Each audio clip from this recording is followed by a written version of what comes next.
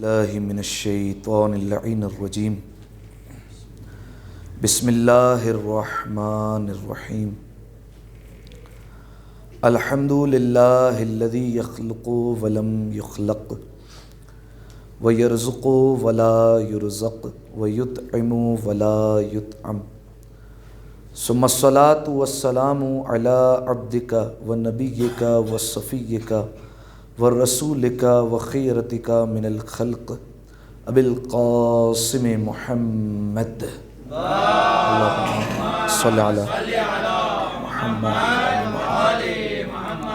وعلی اہل بیتہ الطیبین الطاہرین المعصومین المظلومین سیما ابن عمہ علی علیہ السلام وهو النبأ العظیم والصراط المستقیم والقرآن الکلیم وهو الصدیق الاکبر والفاروق الاعظم وحبل اللہ المتین وامام المسلمین ووصی رسول رب العالمین واللعنۃ الدائمۃ علی اعدائہم اجمعین اما بعد فقد قال ابو عبد اللہ جعفر بن محمد الصادق علیہ السلام لولا هؤلاء لانقطعت آثار النبوہ صلوات علی محمد و آل محمد اللہم صلی علی محمد و آل محمد جزاکم اللہ۔ سامعین محترم، عزیزان گرامی قدر، مسلسل شبہ جمعہ کی مجالس میں جس موضوع سخن پر ہماری گفتگو جاری و ساری ہے وہ ہے علماء کی باتیں۔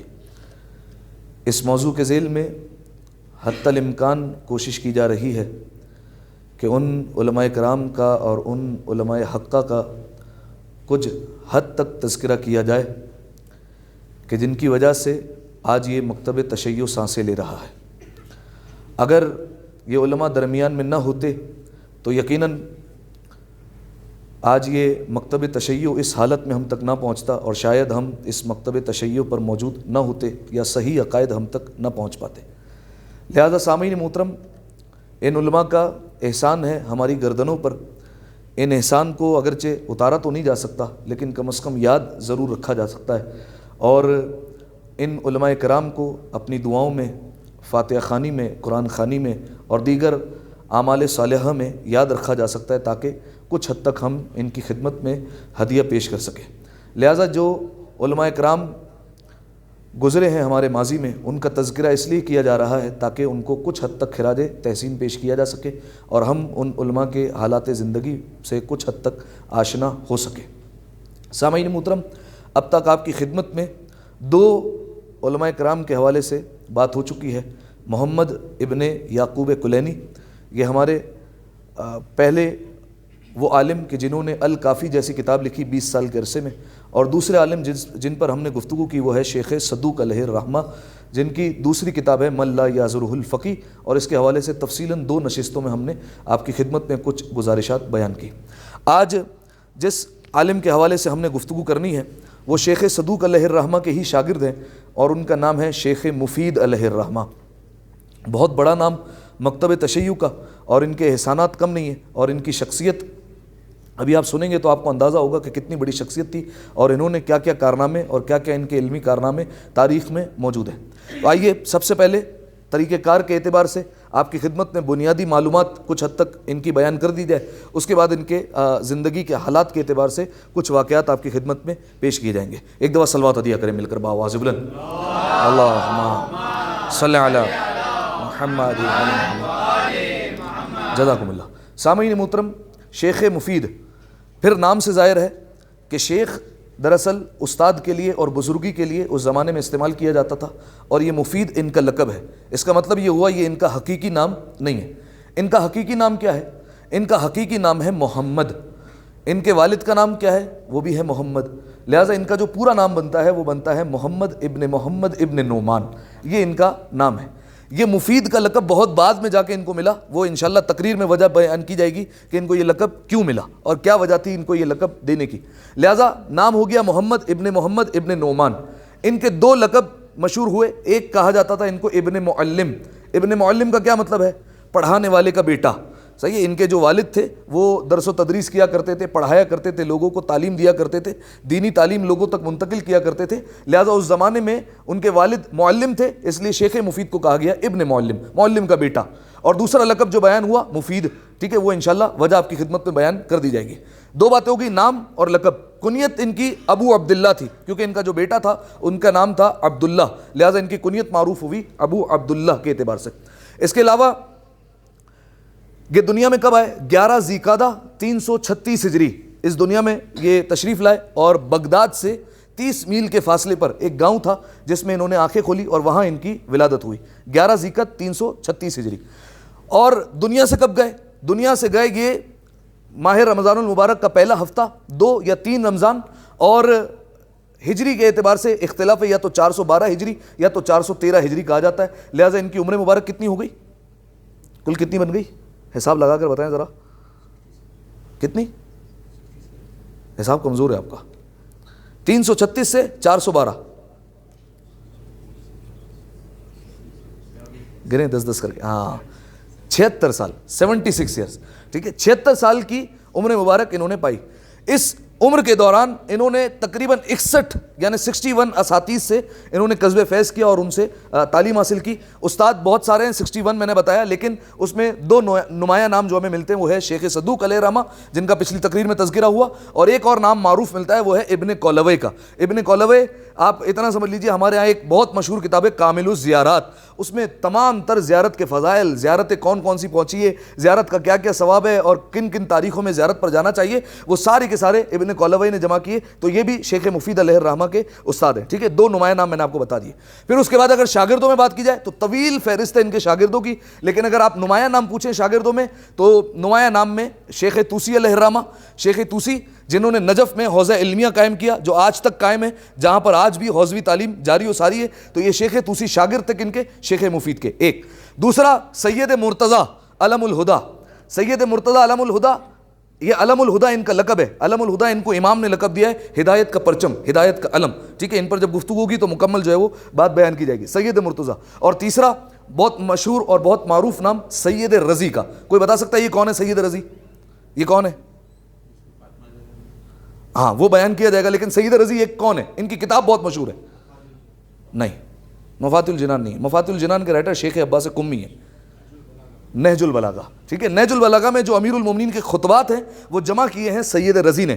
تو سید رضی, سید مرتضیٰ اور شیخ طوسی علیہ الرحمہ, اتنے بڑے بڑے نام یہ شاگرد ان کے شیخ مفید علیہ الرحمہ کے, ٹھیک ہے. 76 برس کی زندگی میں اس مختصر سے دورانی میں, جس دور میں وسائل بھی نہیں ہوا کرتے تھے, انہوں نے 200 کتابیں تالیف کی, 200 کتابیں لکھی اور ہم تک پہنچائی. ان میں سے کچھ جو ہے وہ ہم تک آج پہنچ سکی, ٹھیک ہے. یہ بنیادی معلومات آپ کی خدمت میں بیان کی. اچھا, ان کے اعتبار سے, ان کی شخصیت کے اعتبار سے کیا ملتا ہے؟ اگر آپ اٹھا کر دیکھیں تاریخ تو کچھ الفاظ ملتے ہیں ان کی شخصیت کے اعتبار سے. سنیے, کثیر الصدقات, بہت زیادہ صدقے دینے والے. کثیر الصلاۃ والصوم, بہت زیادہ نماز اور بہت زیادہ روزہ رکھنے والے. عظیم الخشوع, اور بہت عظیم ان کا خشوع تھا. خشوع سمجھتے ہیں نا کسے کہتے ہیں؟ جو ہم کہتے ہیں نا عبادت میں خشوع و خضوع بڑا ضروری ہے. یہ خشوع و خضوع کیا کہتے ہیں؟ ایک تو معنی ہے توجہ کا, بڑی توجہ سے عبادت کرو, لیکن خشوع کسے کہا جاتا ہے؟ یعنی اپنے آپ کو بالکل حقیر جانا پروردگار عالم اور آل محمد کی بارگاہ میں, اسے کہتے ہیں خشوع. تو کہا جاتا ہے عظیم الخشوع, آل محمد اور پروردگار عالم کی بارگاہ میں اپنے آپ کو انتہائی ذلیل سمجھا کرتے تھے, ٹھیک ہے. اچھا, ان کے داماد کے فکرے ہیں. ان کے داماد جو ہے وہ سنیے کیا کہتے تھے, کیونکہ ان کی ایک بیٹی بھی تھی, ایک بیٹا اور ایک بیٹی. تو ان کے داماد کے فکرے, وہ داماد کہا کرتے تھے رات کے وقت نام کے طور پر آنکھیں اپنی جھپکا لیا کرتے تھے کہ بس سو لیا تھوڑی دیر, لیکن جب اٹھتے تھے تو کہا کرتے تھے وہ یقوم ہو, رات بھر کبھی کبھار کھڑا رہا کرتے تھے, عبادت کیا کرتے تھے. وہ یقرأ القرآن, قرآن کی تلاوت کرتے تھے. اچھا, اگر یہ نہیں کر رہے تو پھر کیا کر رہے ہیں؟ وہ یطالعو, پھر مطالعہ کر رہے ہیں, کتابیں کھول رہے ہیں, پڑھ رہے ہیں. وہ یدرسو, اگر رات کے وقت بھی موقع ملتا تھا شاگردوں کو بلاتے تھے اور رات کے وقت درس کا جو ہے وہ آغاز کر دیتے اور رات میں جو ہے وہ درس پڑھانا شروع کر دیا کرتے تھے. یہ ان کا طریقہ کار ہوا کرتا تھا شیخ مفید علیہ الرحمہ کا, ٹھیک ہے. اچھا, ان کی ایک خاصیت یہ تھی, ان کی جو مہارت کہہ لیجیے وہ یہ تھی, مناظرے میں بڑے ماہر تھے, حاضر جواب تھے. یعنی اگر ان کے سامنے کوئی اگر بالفرض کوئی بات کہہ دے اور مکتب تشیع پر اعتراض کر دے تو ان کے منہ سے فوراً جواب آتا تھا اور فوراً جو ہے وہ جواب دیتے تھے اور مکتب تشیع کا دفاع کر لیا کرتے تھے. مہارت رکھتے تھے علم کلام میں اور مناظرے میں, ٹھیک ہے. لہذا میں آپ کے سامنے کال نہ کروں اہل سنت کا. اہل سنت کے ایک عالم کہتے ہیں کہ تمام تر شیعہ, جتنے بھی آج شیعہ موجود ہیں, ان سب کی گردن پر شیخ مفید کا احسان موجود ہے، ٹھیک ہے، کیونکہ انہوں نے اس طریقے سے دفاع کیا۔ اور ایک اور کا قول نقل کروں، خطیب بغدادی، یہ بھی اہل سنت کے، وہ جب شیخ مفید کا انتقال ہوا تو انہوں نے کہا آج جا کر ہم نے سکون کا اور آرام کا سانس لیا ہے شیخ مفید جب اس دنیا سے گئے۔ کیوں؟ وجہ یہ تھی کہ ایسے سوال، ایسے جوابات ہمیں دیا کرتے تھے کہ ہمارے مکتب پر جو ہے وہ حرف آ جایا کرتا تھا اور ہم جو ہے وہ لاجواب ہو جایا کرتے تھے، لہذا اس طریقے سے انہوں نے دفاع کیا، کہا آج جب یہ دنیا سے گئے ہیں تو ہم نے آج جا کر سکون کا سانس لیا اور آرام اور راحت محسوس کر رہے ہیں کہ یہ دنیا سے چلے گئے، ٹھیک ہے، اگرچہ ایک نقصان بہت ہوا لیکن کہا کہ آج ہمیں جو ہے وہ سکون میسر ہو رہا ہے، ٹھیک ہے۔ یہ ساری باتیں میں نے بنیادی معلومات کے طور پر آپ کی خدمت میں بیان کی، لیکن سب سے بڑا ان کا امتیاز وہ یہ کہ امام زمانہ عجل اللہ تعالی فرجہ الشریف، اللہم صلی علی محمد، 3 خط آئے ہیں امام زمانہ کے شیخ مفید کے نام، ٹھیک ہے۔ حالانکہ آپ نے غور کیا غیبت صغریٰ کے بعد کیا عالم ہے، غیبت صغریٰ ختم ہو گئی 329 ہجری میں، 329 ہجری میں ختم، یہ دنیا میں آئے 336 ہجری میں اور 412 تک رہے۔ اس دوران 3 خط لکھے ہیں زمانے کے امام نے۔ کوئی بتا سکتا ہے زمانے کے امام جو خط لکھتے ہیں اسے اصطلاح میں کیا کہتے ہیں؟ ایک خاص ٹرمینالوجی استعمال کی جاتی ہے، ایک اصطلاح استعمال کی جاتی ہے، جو امام زمانہ خط لکھتے ہیں اس کا ایک خاص لفظ استعمال ہوتا ہے۔ کوئی بتا سکتا ہے کیا لفظ ہے؟ اسے کہا جاتا ہے توقیع، ٹھیک ہے، یہ ایک لفظ ہے، یہ جو استعمال ہوتا ہے جو امام زمانہ خط لکھتے ہیں تو ان کو کہا جاتا ہے توقیعات، ٹھیک ہے، توقیع کہ جو امام زمانہ نے لکھی ہے۔ تو شیخ مفید کو 3 توقیعات، 3 خط جو ہے وہ امام زمانہ سے موصول ہوئے۔ اب اس میں امام زمانہ کس طریقے سے شیخ مفید کو پکارتے تھے، میں صرف ایک خط کی ایک عبارت پڑھ دیتا ہوں تاکہ آپ کو پتہ چلے کہ زمانے کے امام کی بارگاہ میں شیخ مفید کا کیا مقام ہے۔ ایک عبارت پڑھتا ہوں۔ جب امام لکھ رہے ہیں تو آپ جانتے ہیں جب ہم اردو میں یا انگلش میں یا جو ہے وہ ہم خط لکھتے ہیں تو طریقہ کار کیا ہوتا ہے، پہلے جس کو لکھ رہے ہیں اس کا نام آتا ہے، ٹھیک ہے، یا جو ہے وہ بالفرض لکھتے ہیں to the president, to the prime minister, to the جو ہے وہ فلاں، ٹھیک ہے، اس طریقے سے جو ہے وہ لکھا جاتا ہے۔ اسی طریقے سے اردو میں بھی یہی ہوتا ہے، یہی طریقہ کار ہوتا ہے۔ تو عربی میں بھی یہی طریقہ ہوتا ہے کہ پہلے لکھتے ہیں کہ کون لکھ رہا ہے، کس کی طرف سے، اور پھر کس کے لیے لکھا جا رہا ہے۔ تو جب امام لکھتے تھے کس کے لیے لکھ رہے ہیں تو لفظ استعمال کیے للأخ السدید والمولا الرشید الشیخ المفید محمد ابن نعمان ادام اللہ اعزازہ۔ لفظ سنیے، الشیخ السدید میرا سچا بھائی، للأخ السدید میرا سچا بھائی، المولا الرشید میرا وہ دوست جو بڑا صاحب عقل ہے، شیخ مفید جس کا نام ہے، محمد ابن نعمان جس کا نام ہے، ادام اللہ اعزازہ، خدا اس کی عزتوں کو ہمیشہ قائم و دائم رکھے، ٹھیک ہے۔ یہ زمانے کے امام عبارت استعمال کیا کرتے تھے شیخ مفید علیہ الرحمہ کے لیے، ٹھیک ہے، کوئی عام بات نہیں ہے یہ، ٹھیک ہے۔ تو یہ ہو گئی بنیادی معلومات جو میں نے آپ کے سامنے پیش کی۔ خلاصہ کلام جو ہے وہ میں پیش کر دوں۔ محمد دام، والد کا نام بھی محمد، پورا نام محمد ابن نعمان، لقب ایک شیخ مفید، ایک ابن معلم، کنیت ابو عبداللہ، 76 برس کی عمر پائی، 61 استاد تھے، نمایاں نام شیخ صدوق اور ابن کولوی کا تھا، شاگرد طویل ترین فہرست ہے لیکن اس میں نمایاں نام شیخ طوسی علیہ الرحمہ کا، سید مرتضیٰ اور سید رضی کا نام ہے۔ 76 برس کی مختصر عمر میں 200 کتابیں ہم تک انہوں نے پہنچائی اور 200 کتابیں لکھی۔ علم کلام کے اور علم مناظرہ کے انتہائی ماہر تھے، علم فقہ میں بھی بہت زیادہ مہارت رکھا کرتے تھے۔ بہت طویل ترین ان کے شاگردوں کی فہرست ہے جس میں سے نمایاں نام میں نے آپ کی خدمت میں بیان کیے۔ زمانے کے امام کس طریقے سے پکارا کرتے تھے یہ بیان کر دیا۔ 11 ذیقعد 336 ہجری میں دنیا میں آئے اور 2 یا 3 رمضان 412 یا 413 ہجری میں اس دنیا سے چلے گئے۔ 76 برس کی انہوں نے زندگی پائی، ٹھیک ہے۔ یہ مختصر معلومات آپ کی خدمت میں بیان کی۔ ایک دفعہ صلوات عطیہ کریں مل کر بآواز بلند، اللہم صلی علی محمد وآل محمد۔ جزاکم اللہ، سلامت رہیے۔ اب آئیے ان کی زندگی کے کچھ 2-4 باتیں جو ہے وہ بیان کر دے، بات ختم کر دیں گے ہم۔ میں نے آپ کے سامنے بیان کیا بغداد سے 30 میل کے فاصلے پر ان کی ولادت ہوئی، ٹھیک ہے۔ ان کے والد معلم تھے، پڑھایا کرتے تھے۔ چونکہ گھر میں ایک علمی ماحول تھا لہذا والد کی خواہش یہ تھی کہ میرا بیٹا تمام علوم میں اور اکثر علوم اور فنون میں بہت زیادہ ترقی کرے اور بہت زیادہ آگے جائے۔ والد کی خواہش تھی، ہر باپ کی خواہش ہوتی ہے بیٹا ہم سے آگے نکل جائے، ٹھیک ہے۔ لہذا والد کی خواہش تھی میرا بیٹا تمام علوم اور فنون حاصل کرے اور بہت آگے بڑھے۔ لیکن وہ یہ بھی بات جانتے تھے کہ میں اپنے بیٹے کو ابتدائی تعلیم تو دے رہا ہوں یہاں پر، لیکن میرا بیٹا آہستہ آہستہ اب جوان ہو گیا ہے، نوجوانی کے منزل تک پہنچ گیا ہے، اور اگر میں یہ چاہتا ہوں کہ اس کو سارے علم پڑھائے جائیں اور علوم میں ترقی اگر میں چاہتا ہوں تو یہ اس گاؤں میں رہتے ہوئے یہ تمام تر چیزیں ممکن نہیں ہیں، کیونکہ یہ بغداد سے 30 میل کے فاصلے پر ہم گاؤں میں موجود ہیں۔ لہذا انہوں نے کہا کہ ہم بغداد ہجرت کر جاتے ہیں، شہر میں جہاں پر بڑے بڑے اساتذہ اور بڑے بڑے علماء موجود ہیں، وہاں جا کر اپنے بیٹے کو اگر رکھوں گا تو میرا بیٹا علمی ماحول میں پلے گا اور بڑھے گا۔ لہذا انہوں نے ہجرت کی اور آگے بغداد میں، ٹھیک ہے۔ میں نے آپ کو کیا کہا، علم فقہ میں بھی بہت مہارت حاصل کی اور علم کلام میں خاص طور پر۔ علم کلام کسے کہتے ہیں؟ عقائد کا علم، توحید، عدل، نبوت، امامت، قیامت اور اس کے علاوہ دیگر جتنے عقائد ہیں، شفاعت، رجعت اور جتنے علوم ہیں ان کو کہا جاتا ہے علم کلام، عقائد کا علم۔ اس میں انہوں نے بہت زیادہ مہارت حاصل کی اور اسی پر اکثر مناظرے وغیرہ یہ کیا کرتے تھے اور اکثر جو ہے وہ لوگوں کو جواب دیا کرتے تھے۔ لہذا انہوں نے علم کلام کے استادوں میں بنیادی طور پر دو لوگوں کو استاد بنایا اپنا. ایک کا نام تھا ابن ابی یاسر، ایک کا یہ نام تھا، اور ایک کا نام تھا علی ابن عبداللہ. یہ میں آپ کو نام بتا رہا ہوں، اس کی وجہ ہے یہ دو استاد سے یہ پڑھا کرتے تھے. لیکن تاریخ یہ کہتی ہے کہ یہ دو استاد کبھی کبھار محسوس کیا کرتے تھے کہ یہ شیخ مفید، اس میں پروردگار عالم نے خداداد صلاحیت رکھی ہے، ایسے ایسے سوال کرتا ہے کہ ہم جو ہے وہ بعض اوقات جواب نہیں دے سکتے، جواب سے دینے سے جو ہے وہ عاجز ہو جاتے تھے. ٹھیک ہے، اب استاد تھے لیکن امانت دار تو تھے نا، خیانت تو نہیں کر سکتے، غلط جوابات دے دیے نہیں، بلکہ جو ہے وہ ایک دن شیخ مفید کو بلایا اور شیخ مفید سے ایک استاد کہنے لگے دیکھو ہم یہ جانتے ہیں کہ پروردگار عالم کی طرف سے تمہیں ایک خداداد صلاحیت میسر ہوئی ہے، جیسے ہم کہتے ہیں گاڈ گفٹڈ، بہت زیادہ ذہین ہو، فطری طور پر بہت زیادہ ذہانت تم میں پائی جاتی ہے، لہذا ہم تمہارے اکثر جوابات سے عاجز رہ جاتے ہیں. ہمیں جو ہے وہ علم کلام کے جب تم سوال کرتے ہو ہم عاجز رہ جاتے ہیں، ہمیں جواب نہیں آتے، لہذا ہم یہ چاہتے ہیں کہ تم ہمارے بجائے کسی اور استاد کے پاس جاؤ اور اس سے جا کر علم حاصل کرو. تو انہوں نے کہا کہ اور بتائیے علم کلام میں کون سا استاد ہے؟ تو انہوں نے نام لیا علی بن عیسیٰ رمانی کا. فرمایا ان کے پاس جاؤ. اچھا یہ اہل سنت ہے. اب میں آپ کے سامنے ایک لطیف بات بیان کر رہا ہوں، اس زمانے میں اس میں فرق نہیں کیا جاتا تھا کہ پڑھانے والا کون ہے، سنی ہے یا شیعہ ہے. بس عالم ہوتا تھا، وہ ممبر پر بیٹھ جاتا تھا، کرسی پر مسند پر بیٹھ جایا کرتا تھا. مجمع جو ہوتا تھا اس میں تمام لوگ جو ہے وہ مکس ہوا کرتے تھے، اس میں جو ہے وہ شیعہ بھی ہے، اس میں سنی بھی ہے، دیگر مکاتب فکر کے بھی لوگ ہیں، آ رہے ہیں بیٹھتے ہیں، اگر بالفرض کوئی بات سمجھ نہیں آتی تو فوراً سوال کرتے ہیں اور اعتراض کرتے ہیں. یہ طریقہ کار ہوا کرتا تھا. تو انہوں نے کہا جاؤ علی بن عیسیٰ رمانی کے پاس، وہاں جا کر علم حاصل کرو. وہ علم کلام میں جیسے تم حاضر جواب ہو ویسے وہ بھی بہت حاضر جواب ہے، ان کے پاس جاؤ. انہوں نے کہا استاد مجھے پتہ نہیں ہے کہ وہ کہاں رہتے ہیں، ان کا مکان کیا ہے، ان کا حلقہ درس کہاں پر ہوتا ہے، کہاں پر درس دیتے ہیں. تو انہوں نے اپنے شاگردوں کو بلایا. اب میں آپ کے سامنے وجہ بیان کر رہا ہوں ان کو مفید لقب کیوں ملا. ٹھیک ہے، مفید کا مطلب سمجھتے ہیں نا، مفید کا مطلب ہے فائدہ دینے والا. ٹھیک ہے، یہ لقب کیوں ملا؟ تو انہوں نے اپنے شاگردوں کو بلایا اور کہا کہ ان کو لے جاؤ اور علی بن عیسیٰ رمانی کے حلقہ درس تک پہنچا دو. شاگرد لے کر چلے اور آئے اس مقام پر جہاں پر وہ درس دیا کرتے تھے. شاگرد چلے گئے. شیخ مفید نے دیکھا مکمل جس جگہ وہ درس دے رہے تھے مکمل بھری ہوئی ہے، لوگ ہی لوگ، سری سر تا حد نگاہ مجمع ہے اور لوگ ہی لوگ بیٹھے ہوئے، بیٹھنے کی جگہ نہیں ہے. انہوں نے دیکھا کہ جوتے اتنے سارے پڑے ہوئے، وہ جوتوں کے اوپر بیٹھ گئے، وہیں پر بیٹھ گئے. میں نے پہلے ہی کہا ہے دو لوگوں کا پیٹ کبھی نہیں بھرے گا، ایک مال کا اور ایک علم حاصل کرنے والے کا. دو لوگوں کا پیٹ کبھی نہیں بھر سکتا. جو علم کا اسیر ہوتا ہے نا، جو علم کا متلاشی ہوتا ہے، اتنا بڑا عالم بھی ہو جوتے پر بیٹھنے کے لیے تیار ہو جاتا ہے، لیکن دو باتیں مل جائیں اور وہاں سے حاصل کر لی جائے. ٹھیک ہے، جوتوں پر بیٹھ گئے. اب وہ دیکھ رہے ہیں اور سارے استاد کی باتیں سن رہے ہیں، علی بن عیسیٰ رمانی ساری باتیں سن رہے ہیں.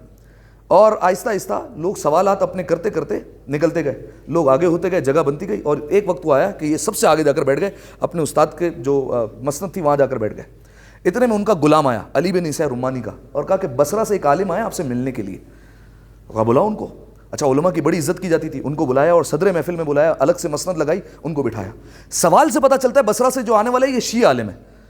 کہا کہ مجھے ایک بات بتائیے، اور بڑی توجہ سے سننی ہے، تھوڑی سی ہو سکتا ہے مشکل بات ہو جائے.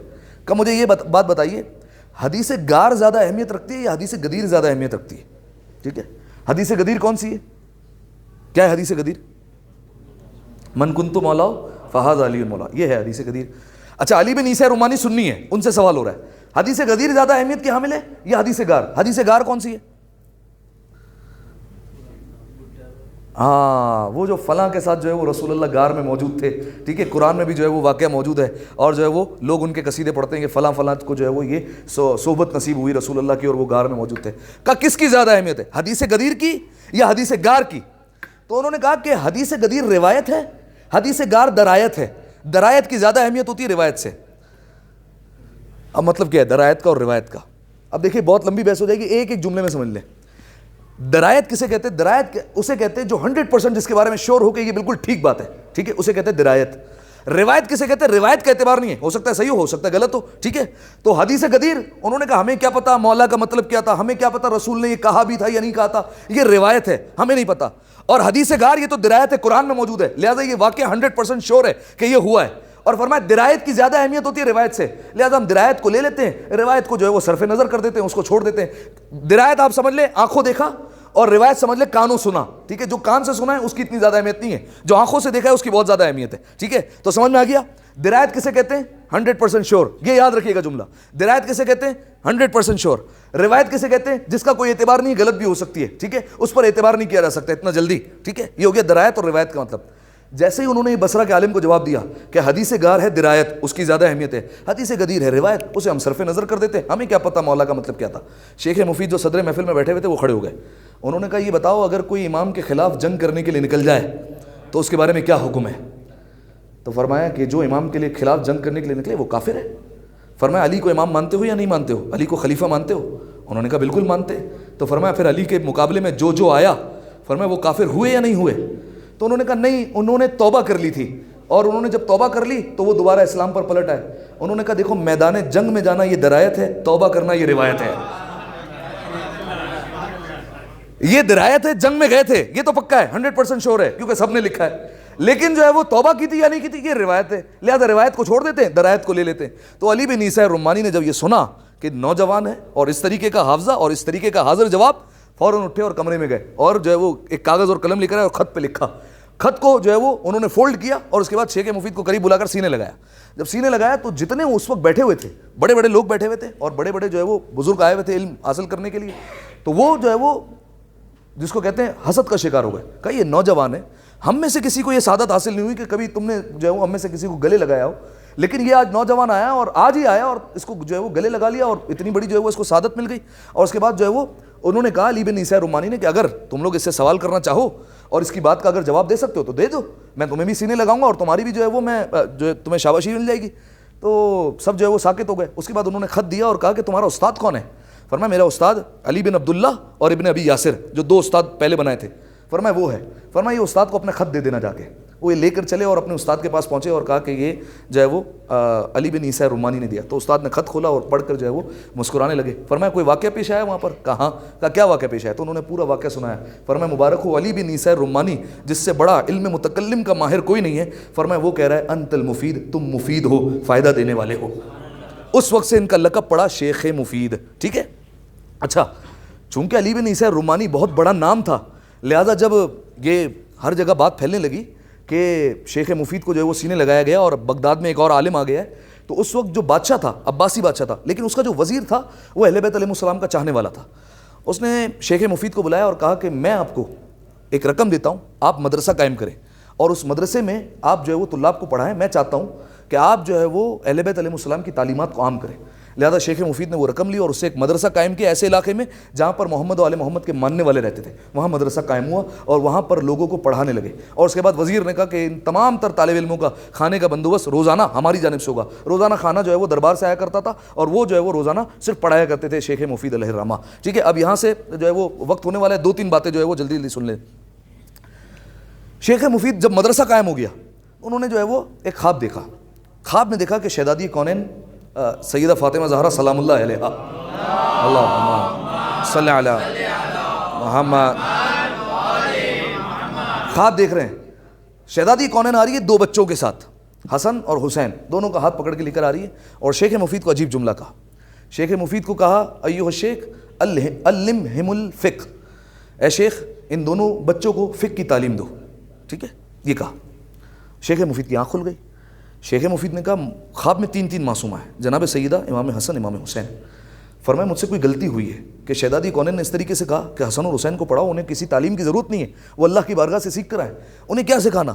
لگتا ہے مجھ سے کوئی کوتاہی ہوئی ہے اور میں نے کسی معاملے میں ہو سکتا ہے غرور کا یا تکبر کا مظاہرہ کر دیا ہو، اس لیے شہزادی کونین شاید یہ کہنا چاہ رہی ہو اب اتنے بڑے ہو گئے ہو کہ حسن اور حسین کو پڑھاؤ۔ ٹھیک ہے، اس طریقے سے تو شیخ مفید بڑا روئے، رات بھر روتے رہے، اور تاریخ یہ کہتی ہے، علماء بیان کرتے ہیں کہ بخار میں آ گئے، 3 دن تک جو ہے وہ حالت بخار میں رہے، درس و تدریس کا سلسلہ جو ہے وہ انہوں نے قطع کر دیا اور کہا کہ آج کے بعد نہیں پڑھاؤں گا میں کسی کو بھی۔ ٹھیک ہے، لیکن خیر جب طلاب گھر پہ آئے اور انہیں لے کر چلے اور وہ اس مدرسے میں پہنچے، ان کی ہمت نہیں تھی پڑھانے کی، لیکن انہوں نے دیکھا کہ ایک سیدانی اس وقت مدرسے میں داخل ہوئی اور 2 بچوں کو ساتھ لے کر آئی۔ تو انہوں نے فوراً خواب کا منظر یاد آیا کہ بالکل اسی حلیے میں شہزادی کونین خواب میں آئی اور یہ سیدانی آ رہی ہے بھی، جیسے 2 بچے ان کا خواب میں حلیہ تھا ویسے ان 2 بچوں کا بھی حلیہ ہے۔ ٹھیک ہے، اور اس کے بعد انہوں نے وہی جملہ استعمال کیا ایھا الشیخ علمہم الفقہ، اے شیخ میرے ان 2 بچوں کو فقہ کی تعلیم دو۔ ٹھیک ہے، تو فوراً اب خواب سمجھ میں آیا کہ شہزادی کونین گویا ان 2 بچوں کی طرف اشارہ کر رہی تھی کہ یہ 2 بچے تمہارے پاس آنے والے، ان دونوں کو تعلیم دو۔ ان دونوں بچوں کو شیخ مفید نے پڑھایا، ایک بنا سید مرتضیٰ، ایک بنا سید رضی۔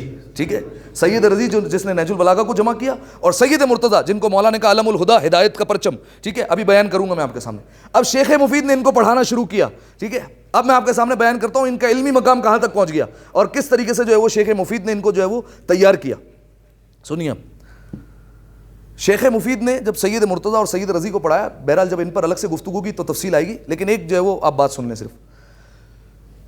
سید مرتضیٰ ہیں شاگرد، شیخ مفید استاد. شیخ مفید سید نہیں ہے، سید مرتضیٰ سید ہے اور اولاد جناب سیدہ میں سے ہیں. ٹھیک ہے. ایک دن جو ہے وہ سید مرتضیٰ گئے نجف اشرف امیر المومنین کی زیارت کرنے کے لیے. جب زیارت کرنے کے لیے گئے تو انہوں نے درخت کے ساتھ اپنا گھوڑا باندھا، اور اس زمانے میں یہ ہوتا تھا کہ زین کو اتار کر زمین پر رکھ دیا جاتا تھا. گھوڑے کی جو زین ہوتی ہے جس پر بیٹھا جاتا ہے اس کو زمین پر رکھ دیتے تھے. یعنی جو ہے وہ اگر کوئی چور آئے تو گھوڑے کو اٹھا کر لے کر نہ جائے، زین کو جو ہے وہ تیار کرنے میں کافی وقت لگ جاتا تھا، زین کو الگ سے رکھ دیا جاتا تھا. تو سید مرتضیٰ اندر زیارت کے لیے چلے گئے، شیخ مفید پیچھے سے آئے. جب شیخ مفید پہنچے تو سمجھ گئے کہ یہ سید مرتضیٰ کا گھوڑا ہے. تو انہوں نے دیکھا کہ جو ہے وہ زین پڑی ہوئی ہے، اور اچانک سے ایک عین نجس جانور آیا، ایک کتا آیا، اور اس کتے نے جو ہے وہ اس زین کو جو ہے وہ نجس کر دیا. ٹھیک ہے. تو انہوں نے دیکھا، انتظار کرنے لگے کہ بھی سید مرتضیٰ گئے ہیں، کافی وقت ہو گیا ہے، اب کب باہر آئیں گے، ایسا نہیں ہو ان کا لباس نجس ہو جائے. لہذا جو ہے وہ انتظار کرنے لگے کہ جب شاگرد باہر آ جائے گا تو انہیں بتاؤں گا، اس کے بعد میں زیارت کروں گا. کافی دیر گزری تو سید مرتضیٰ باہر آئے. اب جب سید مرتضیٰ باہر آئے تو وہ جو نجس زین تھی وہ سوکھ چکی تھی، پتہ نہیں چل رہا تھا کہ یہ نجس ہے یا نہیں ہے نجس. لہذا جب شیخ مفید نے دیکھا سید مرتضیٰ کو باہر آتے ہوئے تو فوراً ان کے پاس گئے اور کہا سید مرتضیٰ اس زین پر نہیں بیٹھنا، کیونکہ یہ زین نجس ہو چکی ہے، اور نجس زین جو ہے وہ ہو چکی ہے، لہذا میں نے خود اپنی آنکھوں سے دیکھا ہے اس کو نجس ہوتے ہوئے، لہذا تم اس پر سواری مت کرنا. تو سید مرتضیٰ نے کہا کہ دیکھیں اب دیکھیے فتویٰ جو ہے وہ استاد سے مختلف ہے. ٹھیک ہے. فتویٰ مختلف ہو جائے اس کا مطلب یہ دونوں میں جو ہے وہ بحث ہو جائے یہ مطلب نہیں ہوتا. ٹھیک ہے. یہ علمی اختلاف ہوا کرتا ہے. کہا حضور یہ آپ کا فتویٰ ہے، آپ نے دیکھا ہے کہ نجس ہو گئی ہے، میرے نزدیک تو جب تک دو عادل گواہی نہ دے کہ یہ نجس ہے تو میں نجس مانوں گا نہیں. آپ ایک عادل ہیں، دوسرا عادل ہے نہیں میرے پاس، اگر دوسرا عادل ہوتا تو میں ایسا نجس مان لیتا. تو شیخ مفید کہنے لگے بھائی میں نے اپنی آنکھوں سے دیکھا ہے اور میں نے اپنے جو ہے وہ نگاہوں سے دیکھا ہے کہ اس کو نجس ہوتے ہوئے، تو میری بات کیوں نہیں مانتے؟ میرا فتویٰ یہی ہے، میرے لیے حجت اپنا فتویٰ ہے، میرے لیے جو ہے وہ حجت آپ کی بات نہیں ہے، آپ استاد ہیں قابل احترام ہے، لیکن میں اپنے فتوے پر عمل کروں گا. تو اس کے بعد شیخ مفید اور سید مرتضیٰ جب بحث کرتے رہے تو انہوں نے کہا کہ ٹھیک ہے ایک کام کرتے ہیں، ایک رکا لکھتے ہیں اور امیر المومنین کی بارگاہ میں ڈال دیتے ہیں. عقیدہ دیکھیے، اگر پرچہ لکھیں گے کاغذ لکھیں گے تو وہاں سے جواب بھی آئے گا. ٹھیک ہے. یہ عقیدہ ہے. انہوں نے سوال لکھا اور سوال لکھ کر ڈال دیا امیر المومنین کی بارگاہ میں. اور اب جو ہے وہ مختلف روایت ہے کہ خواب میں جواب آیا، بعض میں کہتے ہیں کہ جو ہے وہ عالم مکاشفہ میں جواب ہوا، بعض میں ہے کہ اسی رکے پہ جو ہے وہ مولا کا جواب آیا. اور جواب اس طریقے سے آیا الشیخ ثقتی والولد مع الحق. صحیح ہے. یہ جواب آیا. فرمایا الشیخ ثقتی یعنی شیخ میرا بھروسے مند ہے. امیر المومنین کہہ رہے ہیں یعنی شیخ مفید، شیخ میرا بھروسے مند ہے، وہ جو بات کہتا ہے اس پر بھروسہ ہونا چاہیے. والولد مع الحق، لیکن جو میرا بیٹا اس وقت کہہ رہا ہے یہ ٹھیک کہہ رہا ہے. دو عادل ہوں گے تو نجس ہوگی، اگر دو عادل نہیں ہے تو نجاست جو ہے وہ ثابت نہیں ہے. ٹھیک ہے. ایک دفعہ صلوات عطیہ کریں مل کر بآواز بلند. اللہم صلی علی محمد و آل محمد. اس سے بہتر صلوات عطیہ کریں گے مل کر بآواز بلند. اللہم صلی علی محمد و آل محمد. جزاکم اللہ. تو اب سامعین محترم یہ شیخ مفید علیہ الرحمہ اس طریقے سے جو ہے وہ انہوں نے شاگرد پیدا کیے اور طرح طرح کے جو ہے وہ انہوں نے مناظرے کیے، اور نہ جانے کس کس ہستیوں سے انہوں نے مناظرے کیے اور کیسے کیسے لوگوں کو انہوں نے جواب دیا. کئی ملحدین کو، کئی ایتھیسٹ کو جو ہے وہ دعوت اسلام دی، اور کئی لوگوں کو جو ہے وہ اسلام قبول کروایا، کئی لوگوں کو جو ہے وہ مکتب تشیع کی طرف لے آئے. ٹھیک ہے. اور کئی لوگوں کو جو ہے وہ انہوں نے اسلام کی دولت سے فیض یاب کیا. ٹھیک ہے. یہ مختصر جو ہے وہ زندگی میں نے شیخ مفید علیہ الرحمہ کی آپ کی خدمت میں بیان کی. ایک دفعہ صلوات عطیہ کریں مل کر بآواز بلند. اللہم صلی علی محمد و آل محمد. اس سے بہتر صلوات عطیہ کریں گے مل کر بآواز بلند. اللہم صلی علی محمد و آل محمد محمد وعجل فرج. اچھا آخری بات اور بات تمام ہو جائے گی. شیخ مفید کا جب مدرسہ قائم ہوا تھا تو وہاں پر ایک اور جو ہے وہ مسئلہ پیش آیا. وہ کیا مسئلہ پیش آیا کہ ایک شخص دوڑتا دوڑتا آیا شیخ مفید کی خدمت میں اور آ کر کہا کہ ایک ارجنٹ مسئلے میں آپ کا جو ہے وہ میں فقہی قول جاننا چاہتا ہوں. کیا مسئلہ ہوا ہے؟ کہ ایک عورت کا انتقال ہو گیا ہے اور عورت کا انتقال اس حالت میں ہوا ہے کہ اس کے شکم میں بچہ موجود ہے. ٹھیک ہے. اب ہماری کیا ذمہ داری ہے؟ ماں کو جو ہے وہ دفنا دیں یا جو ہے وہ بچے کو نکال لیں، کیونکہ جو ہے وہ میت کی جو ہے وہ میت کو جو ہے وہ یعنی جو ہے وہ اس کو کاٹ نہیں سکتے، یا اس کا جو ہے وہ کوئی اعضا حتیٰ کہ بال بھی جدا ہو جائے تو ساتھ میں دفن کرنا جو ہے وہ واجب ہے. لہذا جو ہے وہ ہم کیا کریں اس معاملے میں؟ آیا بچے کو نکالیں یا ماں کو جو ہے وہ ساتھ دفن کر دیں؟ اگر ساتھ دفن کرتے ہیں تو بچے کی جو ہے وہ جان چلی جائے گی، اور اگر جو ہے وہ دفن نہیں کرتے ہیں اور جو ہے وہ ہم چیرا لگاتے ہیں تو یہ ایک الگ مسئلہ ہے کہ جو ہے وہ یہ کرنا جائز نہیں ہے. اب کیا کریں؟ تو شیخ مفید نے کہا کہ عورت کو جو ہے وہ بچے کے ساتھ دفن کر دیا جائے. ٹھیک ہے. انہوں نے کہا میرا قول یہ. اب جو ہے وہ شیخ مفید نے کہہ دیا، اتنے بڑے جو ہے وہ فرد نے کہہ دیا. انہوں نے کہا اس میں کوئی کیلو کالی نہیں ہے. اس نے جا کر جو ہے وہ فوراً بتایا اپنے لوگوں کو کہ شیخ مفید نے ایسا کہا ہے کہ عورت کو جو ہے وہ دفن کر دیا جائے. تدفین کی تیاری ہوئی اور عورت کو دفن کرنے جا رہے تھے کہ ایک گھوڑ سوار آ گیا، اور گھوڑ سوار نے کہا کہ شیخ مفید نے ابھی اپنا نظریہ بدل لیا ہے، اور شیخ مفید کہہ رہے ہیں کہ اس عورت کو پہلے شکم جو ہے وہ کاٹا جائے، بچے کو نکالا جائے، بچے کی جان بچائی جائے گی، پھر ماں کو جو ہے وہ دوبارہ سے غسل و کفن دے کے پھر دفن کیا جائے گا. ایسا ہی کیا گیا. کچھ عرصہ گزرا اور یہ شخص جو ہے وہ دوبارہ آیا شیخ مفید کے پاس, اور شیخ مفید سے آ کر کہنے لگا کہ آپ نے جو ہے وہ اس وقت نظریہ بدل لیا اپنا اچانک. تو شیخ مفید نے کہا کون سا نظریہ؟ کہا کہ آپ نے پہلے یہ کہا تھا کہ ماں کو دفن کر دیا جائے, بعد میں آپ نے گھوڑ سوار بھیجا اور اپنے نمائندے کو بھیجا اور کہا کہ پہلے بچہ نکالا جائے گا. تو کہا میں نے کوئی نظریہ نہیں بدلا اپنا, ٹھیک ہے, اور میں نے تو کوئی اپنا فتویٰ تبدیل نہیں کیا. کہا نہیں, آپ کی طرف سے جو ہے وہ کوئی شخص آیا تھا, انہوں نے آپ کا نام لیا, اس لیے ہم نے جو ہے وہ اس وقت بچے کو جو ہے وہ بچا لیا اور اس کے بعد جو ہے وہ ہم نے اس پر عمل کیا. تو جیسے ہی کہا تو شیخ مفید سمجھ گئے کہ یہ جو ہے وہ کس کی طرف سے پیغام آیا ہے اور کہاں سے جو ہے وہ یہ پیغام وصول ہوا ہے. تو فوراً جو ہے وہ اپنے آپ کو ڈانٹنے لگے خود سے اور کہا کہ شیخ اب تیری عمر اس مقام پر پہنچ گئی ہے کہ اب تو فتویٰ دینے کے قابل نہیں رہا ہے, اب تیرا دماغ جو ہے وہ صحیح کام نہیں کر رہا کہ تو صحیح طریقے سے فتویٰ دے دیتے, صحیح طرح سے فتویٰ دے سکے. آج جو ہے وہ تیرے فتوے کی وجہ سے کسی ایک مسلمان بچے کی جان جا سکتی تھی. شیخ مفید نے اس دن سے ارادہ کیا کہ آج سے میں کوئی فتویٰ نہیں دوں گا اور فتویٰ جو ہے وہ ہماری طرف سے صادر نہیں ہوگا. اس کے بعد جو ہے وہ زمانے کے امام کا پیغام آیا شیخ مفید کو, اور شیخ مفید کو امام زمانہ کا جو پیغام آیا اس میں یہ تحریر تھا, اور پیغام اس طریقے سے تھا. کہا کہ اے شیخ مفید فتویٰ دینا تمہارا کام ہے, اگر غلطی ہو جائے تو اس میں سدھارنا ہمارا کام ہے. تم فتویٰ دو, اسے ہم سدھاریں گے اگر کوئی غلطی ہو جاتی ہے, لہٰذا تمہارا کام فتویٰ دینا ہے, ہمارا کام اس کو سدھارنا ہے.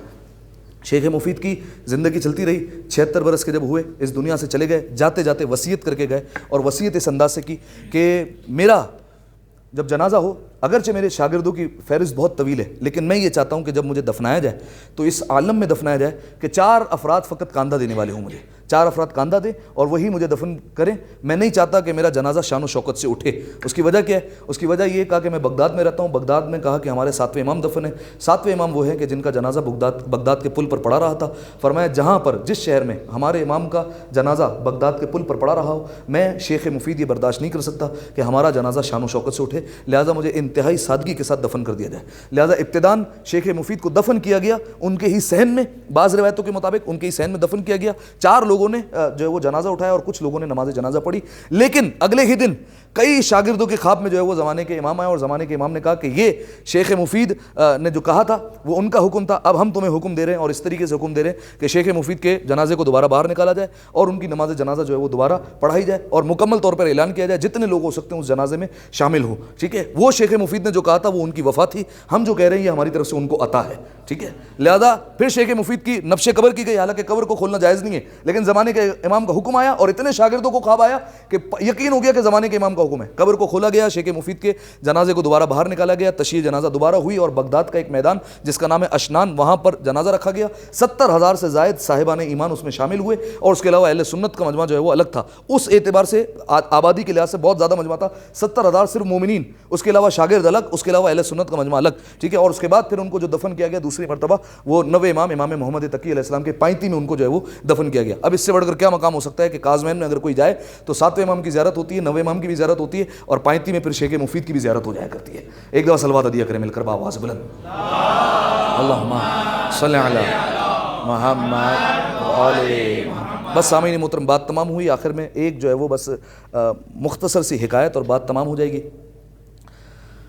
یہ اہل بیت علیہ السلام کی کریمی ہے کہ وہ اپنے چاہنے والے کو, اپنے علماء کو اتنا بڑا مقام عطا کر دیا کرتے ہیں, لیکن اگر آپ ان کے جنازوں کو دیکھیں تو ان کا جنازہ بڑی مظلومیت سے اٹھایا گیا, یا تو کوئی اٹھانے والا ہی نہ تھا.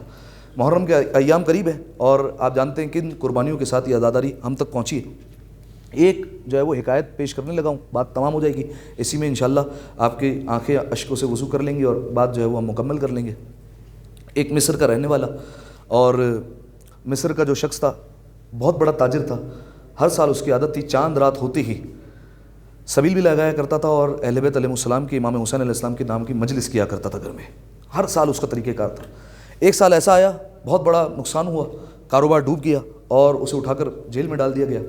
جب جیل میں بیٹھا ہوا تھا تو بار بار جو ہے وہ آسمان کی طرف نگاہ کر کے ایک ہی جملہ کہتا تھا, شہزادی کونین سے, محرم آنے والا ہے, آپ کے بیٹے کے دن آنے والے ہیں, اگر اس وقت بھی میں قید خانے میں رہا تو کوئی مجلس کرنے والا نہیں ہوگا, آپ بھی ہمارے ساتھ غم میں شامل ہوتی ہیں, لہٰذا آپ کوئی اسباب مہیا کریں کہ میں یہاں سے باہر نکلوں اور عزاداری کا بندوبست کروں. وقت ایسا آیا کہ شہزادی کونین کی کریمی کے ذریعے سے اس کو رہائی نصیب ہوئی. یہ باہر آیا, گھر پر پہنچا تو کچھ ہے نہیں ہاتھ میں. زوجہ سے پوچھا کہ گھر میں کچھ رکھا ہوا ہے؟ کہ سب کچھ بیچ دیا ہے, حتیٰ کہ برتن بھی گھر سے بیچ دیے ہیں, اب گھر میں کوئی چیز موجود نہیں جس سے عزاداری کی جا سکے. چاند رات آئی, محرم کا چاند نمودار ہوا, آسمان پر دیکھا, رو کر کہتا ہے کاش تو میری زندگی میں طلوع نہ ہوتا, میں مر گیا ہوتا, اس کے بعد طلوع ہوتا. اب جب طلوع ہو گیا, اب میرے پاس کوئی بندوبست کرنے کے لیے نہیں ہے, کوئی چیز نہیں ہے میرے پاس جس سے میں بندوبست کر سکوں. لہذا میں کس طریقے سے بندوبست کروں گا. رو رہا تھا. اس کے بعد زوجہ کا کاندھے پر ہاتھ آیا اور زوجہ نے ایک جملہ کہا کہ دیکھو جب مشکل وقت آ جائے تو گھر کی قیمتی چیزیں بیچ دیا کرتے ہیں. تو فوراً اس کا ذہن اس بات پر متوجہ ہوا اور سوچنے لگا شاید میری زوجہ نے کوئی زیور یا کوئی سونا چھپا کر رکھا ہے یا مجھ سے بچا کر جو ہے وہ جمع کیا ہوا ہے. کہا جلدی وہ سونا لے کر آ. کہا میں سونے کی بات نہیں کر رہی. کہا پھر اس کے علاوہ ہمارے پاس کیا قیمتی ہے. زوجہ نے شوہر کا ہاتھ پکڑا اور اس کمرے میں لے کر آئی جہاں 2 بچے سو رہے تھے چھوٹے چھوٹے. کہا ان سے قیمتی تو ہمارے گھر میں کچھ بھی نہیں ہے. دونوں بچوں کو لے بازار میں فروخت کر کے آ اور غلاموں کی طرح بیچ دے, جو پیسے آئیں گے اس سے آزاداری کر لیں گے. باپ چونک گیا. کہا بھلا بیٹوں کو بھی کبھی بیچا کرتا ہے؟ فرمایا بیٹے مانگے کس سے تھے؟ حسین سے مانگے تھے نا. یہ بیٹے علی اکبر سے زیادہ تو پیارے نہیں ہیں, اونو محمد سے زیادہ تو پیارے نہیں ہیں, ان کو جا کر بیچ دے. باپ نے دونوں کا ہاتھ پکڑا, لے کر گیا بازار میں. دن بھر آوازیں لگاتا رہا لیکن کوئی خریدنے کے لیے نہیں آیا. شام کا وقت آیا. شام میں جب بیٹھا ہوا تھا نگاہیں کر کے کہتا ہے کہ بی بی اب یہ ہمارا مقدر ہے, میں تو اپنے بیٹوں کو بھی بیچنے کے لیے لے کر آیا تھا لیکن شاید میری قسمت میں آزاداری نہیں ہے. ایک وقت آیا گھوڑ سوار کی آواز آتی ہے. گھوڑ سوار آیا. بیچو گے ان لڑکوں کو؟ کہا کہ یہ لڑکے نہیں میرے بیٹے ہیں, یہ میرے لخت جگر ہیں. کہا کیوں بیچنا چاہتے ہو؟ کہا کہ اس لیے بیچنا چاہتا ہوں تاکہ اپنے گھر میں فرش ازا بیچا سکوں. کہا قیمت کیا ہے؟ کہا اگر تم عام وقت میں پوچھتے اپنا بال بھی نہ دیتا اور میں کوئی قیمت جو ہے وہ وصول نہ کرتا, لیکن تم نے ایسے وقت میں پوچھا ہے تو میں قیمت بتاتا ہوں. اتنی رقم دے دو کہ 10 دن تک غریب حسین کے گھر پہ مجلس ہو جائے, بس اتنی رقم دے دو. بس گھوڑ سوار نے کہا دونوں بچوں کو میرے گھوڑے پر بٹھا دے اور رقم جو ہے وہ میرے گھوڑے کی سواری سے اٹھا لے اور رقم لے لے. اس نے ایک جملہ کہا یہ کیسی امیری ہے, نہ بچوں کو بٹھاتا ہے نہ رقم میرے حوالے کرتا ہے. کہا اگر میرے ہاتھ ہوتے تو میں خود تیرے حوالے کر دیتا, میں کیا کروں, میرے ہاتھ نہیں ہے. اپنے ہاتھوں سے بچوں کو بٹھا دے, اپنے ہاتھوں سے رقم لے لے. وہ گھوڑ سوار چلا گیا. جیسے ہی گھر پر پہنچا زوجہ انتظار کر رہی تھی. کہا رقم لے آیا؟ کہا ہاں رقم لے آیا ہوں. کہا آج کے بعد گھر میں بیٹوں کا تذکرہ نہ کرنا, حسین سے ملے تھے, حسین پر قربان کر دیے. سامعین محترم وقت گزرتا گیا, عاشورہ گزر گیا. اب جب گزرا تو ماں ہے نا, کبھی بچوں کے بستر کو دیکھتی ہے, کبھی بچوں کے لباس کو دیکھتی ہے, رونا آ رہا ہے, ایک ایک چیز کو دیکھ کے روتی جاتی ہے. ایک مرتبہ دروازے پر دستک ہوئی, دیکھا ایک برقع پوش بیوی ہے, دونوں بچوں کو ساتھ لے کر آئی ہے. قدموں میں گر کے کہتی ہے اگر ان غلام زادوں سے کوئی غلطی ہو گئی ہو تو معاف کر دینا, یہ ہم نے بچے فروخت کر دیے تھے. کہا یہ میں بچے واپس کرنے آئی ہوں, جو بچے عطا کرتے ہیں وہ بچے واپس لیا نہیں کرتے ہیں. کہا آپ کون ہیں؟ فرمایا میں حسین کی ماں ہوں. 10 دن تک تو نے حسین پر گریہ کیا, 10 دن تک میں تیرے بچوں کا خیال رکھتی رہی, یہ تیری امانت ہے جو تجھے لوٹا کے آئی تھی. الا لعنۃ اللہ علی القوم الظالمین وسيعلم الذین ظلموا أي منقلب ينقلبون. دعا ہے پروردگار عالم سے, پروردگارہ ہماری اس عبادت کو اپنی بارگاہ میں قبول فرما, تمام گناہ صغیرہ اور کبیرہ کو معاف فرما. میرے مالک جتنے حاضرین تشریف فرما ہے تمام کی حاجات کو اپنی بارگاہ میں قبول فرما. میرے مالک جتنے حاضرین تشریف فرمائے تمام کے رزق میں مزید برکت اور وسعت عنایت فرما. جنت البقیع کے تعمیر کے اسباب جلد از جلد مہیا فرما. تمام مقامات مقدسہ کی حفاظت فرما. میرے مالک ایام محرم الحرام قریب ہے, ایام ادا قریب ہے. میرے مالک جیسا حق بنتا ہے ویسے عزاداری کرنے کی توفیق عطا فرما. زمانے کے امام کے ظہور میں تعجیل فرما, ہمیں ان کے اعوان و انصار میں شمار فرما.